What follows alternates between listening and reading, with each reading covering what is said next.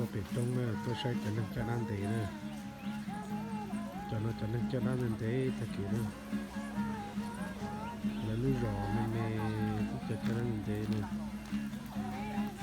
จะมองเลยจะต้นลากก็คือ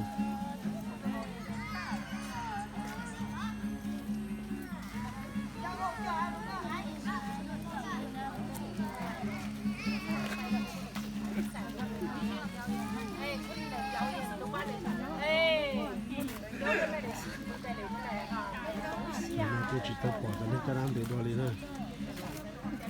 แล้วกูสับก็ใช้เนี่ย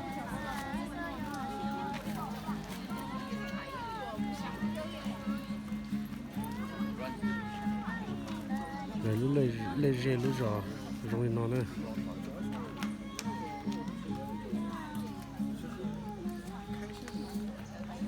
是的，姑娘呢，姑她当家整天呢。